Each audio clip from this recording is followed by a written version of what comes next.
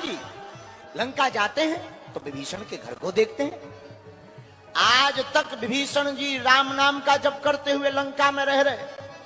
और विभीषण जी ने जब अपने बारे में बताया भी तो जिमि दस नन महो जीभ विचारी श्री राम जय राम विभीषण जी कहते हैं जैसे दांतों के बीच में जीभ रहती है, हनुमान जी हम भी वैसे ही रहते हैं। लेकिन धन्य है राम के नाम को जाप को नहीं छोड़ा है विभीषण जी ने, तो इनकी जिंदगी में भी एक सुंदरता आई। बोले क्या? बोले विदेशी धरती पर रावण जैसे आतताई आतंक के साम्राज्य में रहते हुए भी राम का भजन नहीं छोड़ा, तो भगवान भी मिलने आए और भगवान के दूत हनुमान भी मिलने चले आए। ये दूसरी विशेषता है सुंदरकांड की। अब तीसरी विशेषता क्या है सुंदरकांड की, जरा सुनिएगा। आहा तरुपल्लो महू रहा लुकाई करो विचार करो का भाई। तीसरी विशेषता सुंदरकांड की यह है कि माता जानकी भगवान श्री राम के वियोग में अशोक वाटिका में अशोक पेड़ के नीचे बैठी हुई हैं। आंखों से झरझर आंसू बह रहे हैं, हृदय में मिलने की तड़प पड़ी है। और धन्य है वीर बजरंगबली। उसी समय रामचंद्र गुण बरने लागा और सुनते सीता कर आहा। उसी समय हमारे वीर बजरंगबली पहुंचे और राम जी के गुणानुवाद और खबर को सुनाई। माता मास दिवस के अंदर रघुनाथ जी लंका आएंगे और रावण का वध करके आपको ले जाएंगे। माता जानकी माता की जलन को हनुमान जी ने शांत किया, पीड़ा को शांत किया। इसीलिए भी सुंदर कांड सुंदर है। और चौथा कारण सुनिए कि सुंदर कांड सुंदर क्यों है। अब तक केवल राम जी ने रघुपति प्रिय भक्तम हनुमान जी को केवल अपना प्रिय भक्त माना। लेकिन चौथा कारण बहुत अद्भुत है, आपके काम का कारण है। क्या? सुंदर कांड में ही माता जानकी जी ने हनुमान जी को अपना बेटा माना है। कहा आप चिंता मत करो, बात से तुम हमारे बेटा हो गए। हनुमान जी ने तो मां माना था, पर सुंदर कांड में ही माता जानकी जी ने हनुमान जी को बेटा कह करके पुकारा। इसलिए यह चौथा गुण भी बहुत अद्भुत है, इसलिए सुंदर कांड सुंदर हो गया है। इन चारों सुंदरता के कारण ही सुंदर कांड है सुंदर। लेकिन हनुमान जी हैं बंदर, लेकिन इनका रूप है सुंदर।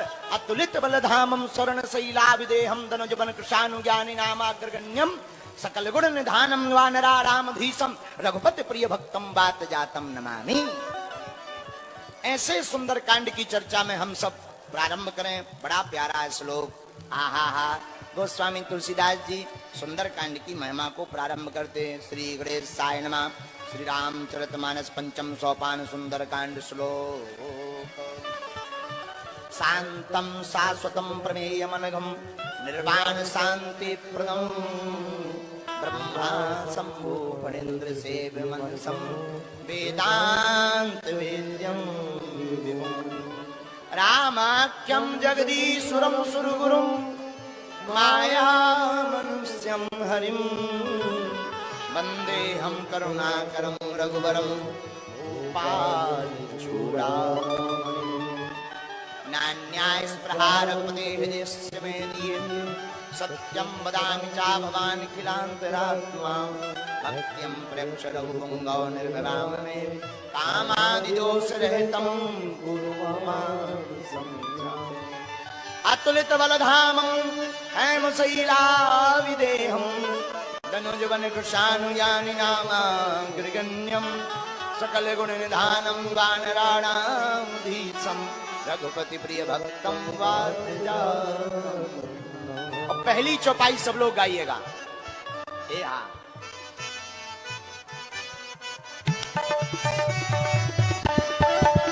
जय हो।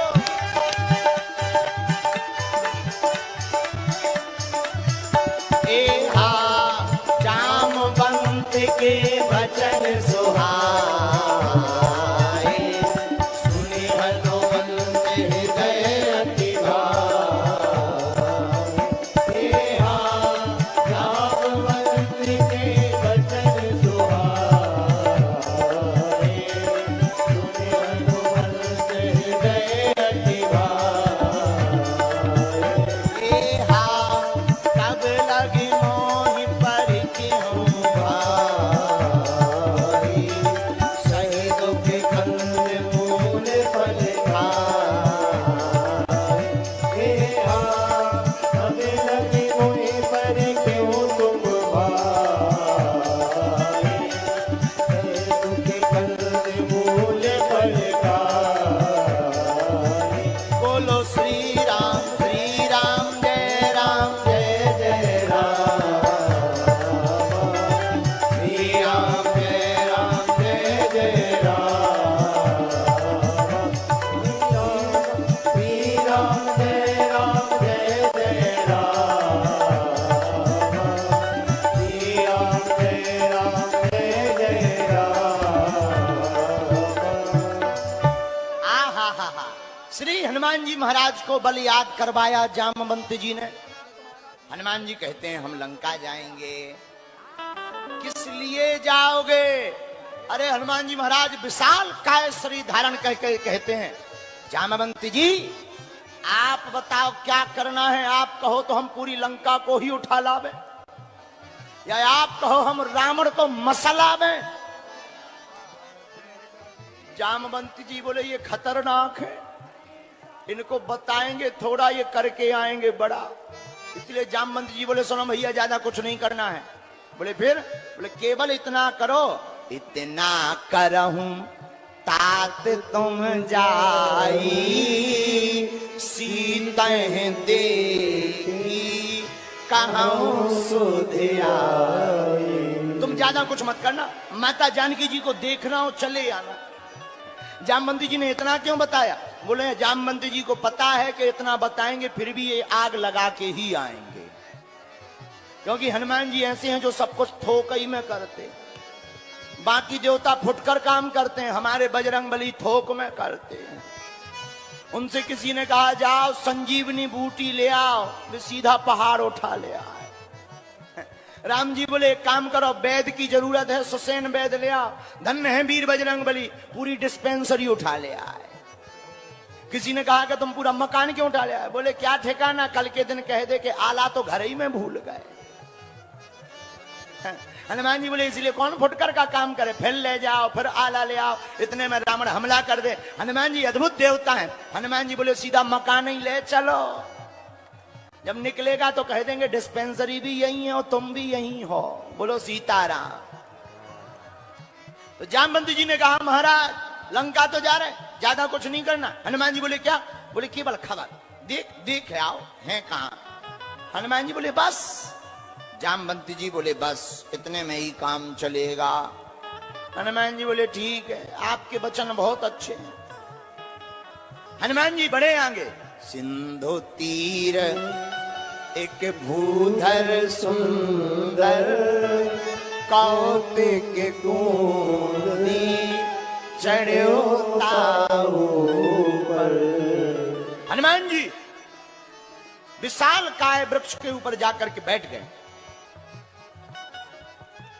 विशाल काय भूधर पर्वत के ऊपर जाकर बैठ गए। अच्छा रामायण में हनुमान जी ज्यादातर ऊपर ही बैठे और लंका को जितनी बार भी निहारा हनुमान जी ने ऊपर से ही निहारा। बोले क्यों? बोले सुनो, लंका है वासना की नगरी, लंका भोग की नगरी है, क्योंकि वहां भोग का राजा रावण रहता है। ऐसी लंका जो चमकती दमकती है उसको दूर ही से देखना चाहिए और ऊपर से देख लेना चाहिए कि गहराई क्या है। इसलिए हनुमान जी ऊपर चढ़े। सिंधु तीर एक भूधर सुंदर, कौतिक पूंजी चढ़ो ताऊ पर। हनुमान जी धन्य है वीर बजरंगबली, ऊपर चढ़े। यही दृष्टि होती है संत की। हनुमान जी ऊपर चढ़े। हनुमान जी की दृष्टि क्या है? हनुमान जी की दृष्टि राममय है, और जो राम की दृष्टि से काम के लिए आगे बढ़ता है वो लंका में भी राम के नाम का डंका बजा करके आता है। बोलो सीताराम। तो हनुमान जी लंका में भी राम के नाम का डंका बजा कर आए। देखो एक बात बोले, आप लोग तो समझदार हो, पढ़े लिखे हो, चमकदार चीजों पर ज्यादा भरोसा नहीं करना चाहिए। जरूरी नहीं है कि जो चमक रही हो वो असली हो। कई बार नकली प्रोडक्ट की पैकिंग भी चमकदार से ज्यादा बढ़िया की जाती है। बोलो सीताराम। तो हनुमान जी लंका को देख तो रहे कि बड़ी चमचमा रही, और लंका है भी सोने की, लेकिन खोज संत की ऐसी होनी चाहिए, उस सोने की लंका में, चमचमाती लंका में भी हनुमान जी खोज किसको रहे? माता जानकी जी को खोज रहे। यही संत की नजर है कि यही संसार की चमक धमक में हम लोगों की खोज भी भक्ति की होनी चाहिए। है? हम लोगों को खोजना क्या चाहिए? भक्ति। लेकिन हम लोग खोजते क्या है? रुपया। महाराज और तो सब ठीक है, जेब ढीली रहती है, ठटरी के बरे। जेब तो हमेशा ढीली रहनी है। संसार में तुम्हारे खोजने योग्य कोई बात है तो भैया सबसे बड़ा राम का नाम है। आप भक्ति को खोज लो, सब अपने आप प्राप्त हो जाएगा। एक बात। दूसरी बात, पर्वत पर चढ़ने का दूसरा अर्थ यह भी है कि जब भी राम काज करने आओ तो दूर की दृष्टि रखना चाहिए। दूर है दृष्टि जब तक आपकी नहीं होगी तब तक आप राम का काज नहीं कर पाएंगे। राक्षस आपके जीवन में व्यवधान बनाते रहेंगे, लेकिन अगर दूर की दृष्टि आपकी रहेगी तो राम काज में कैसे भी राक्षस हो, उन राक्षसों के बीच से भी अपना राम काज करके काम काज वालों के बीच से आप निकल के बाहर चले जाएंगे। इसलिए हनुमान जी पर्वत पर चढ़े। पर्वत पर जैसे ही चढ़े, अब हनुमान जी चले कैसे? जिमिया मोघ रघुपति कर बाना, भात चलो हनुमान। जिमिया मोघ रघुपति कर बाना, भात चलो हनुमान। जिमिया मोघ रघुपति कर बाना, मोघ रघुपति कर बाना। जिमिया मोघ रघुपति कर बाना,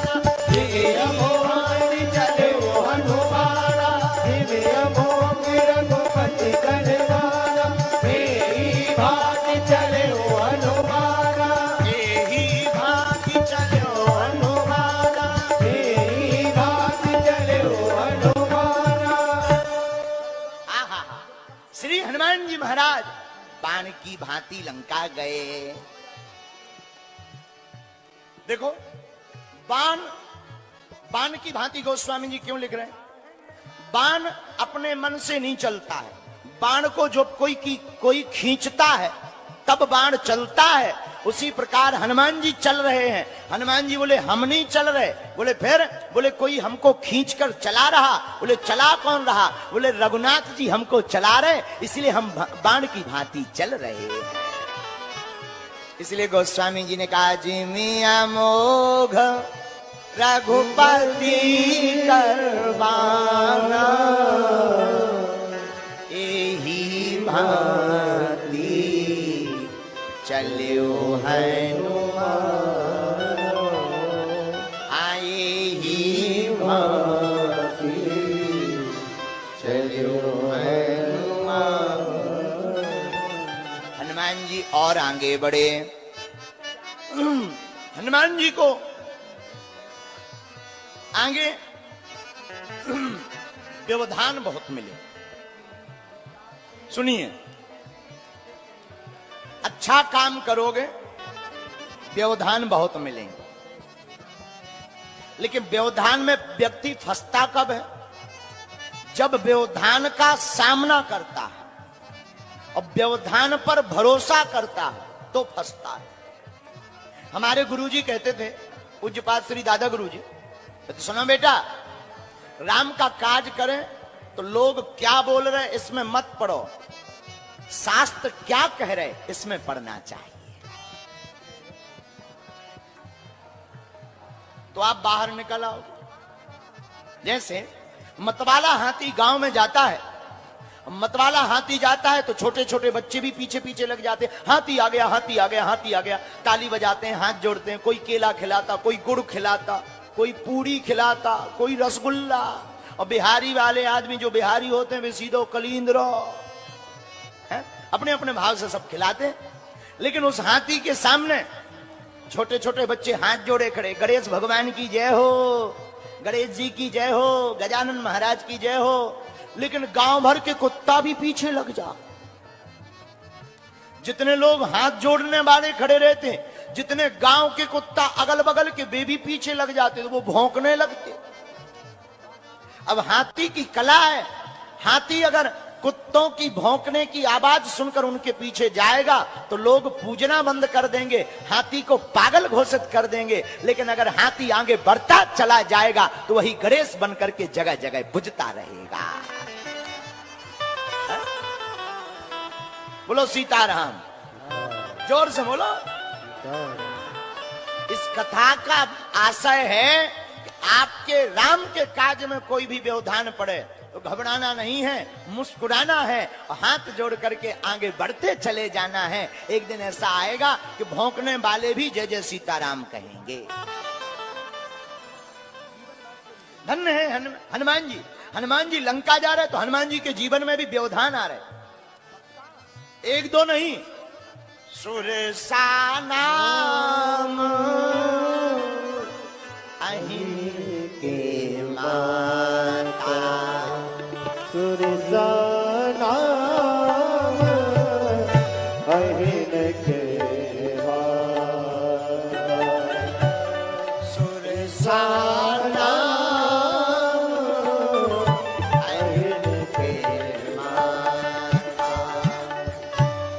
सुरसा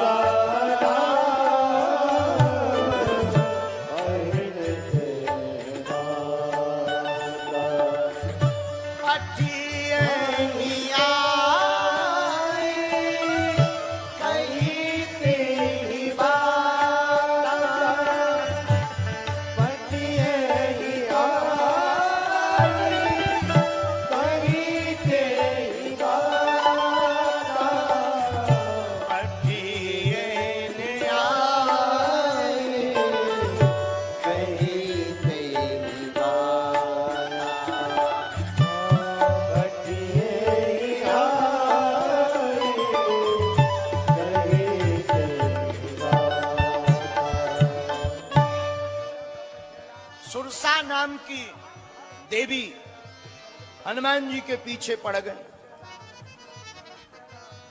हनुमान जी से बोली, महाराज हम आपको जाने नहीं देंगे। हनुमान जी बोले, क्यों? बोले, हमको देवताओं ने तुम्हें भोजन करने के लिए भेजा है कि तुम्हारा नाश्ता बना के खा जाए। हनुमान जी हंस पड़े, बोले, माता आप हमको खा लेती, हम हाँ भी कह देते, लेकिन क्या बताएं, बस एक कारण है। तो माता ने कहा, क्या कारण है? बोले, राम जी का काज रह गया, एक कृपा कर दो कि हमें पहले राम जी का काज कर लेने दो, बाद में भले ही खा लेना, हमें कोई चिंता नहीं है। देखो, मानो हनुमान जी कहना चाहते हो, अगर हम अपने काज के लिए आए तो काल हमें खा जाएगा बहुत जल्दी, लेकिन अगर राम का काज करने आएंगे तो काल खाएगा तो, पर काल के मुख से बचने के उपाय भी काल ही बता जाएगा। लेकिन सुरसा नाम की देवी जी हनुमान जी की बुद्धि का भाव जानना चाहती कि कितने बुद्धिमान है, और हनुमान जी कितने बुद्धिमान है? बुद्धिमताम वरिष्ठम। हनुमान जी बुद्धियों में सबसे श्रेष्ठ है। एक बात और, जीवन में एक सिद्धांत और बनाए रखना आप लोग। जीवन हमारा रेलगाड़ी की तरह है। इसमें जब तक डीजल है तब तक ये रेलगाड़ी चल रही, जहां डीजल खत्म सो रेलगाड़ी बंद। सीताराम। ऐसे ही हमारा जीवन है कि जब तक इसमें श्वासों का डीजल है तब तक हमारी रेल चलती रहेगी, और जब श्वासें खत्म हो जाएंगी तो हम परमात्मा के चरणों में विलय हो जाएंगे। इसलिए एक काम करो कि जब तक इस तन में श्वास है तब तक राम का भजन करो। एक गीत बड़ा प्यारा है, हम बड़ा गाते रहते हैं, इसको सुनाकर फिर आगे कथा बढ़ते हैं। अरे जीवन तो भैया एक रेल है भैया, अरे जीवन तो भैया एक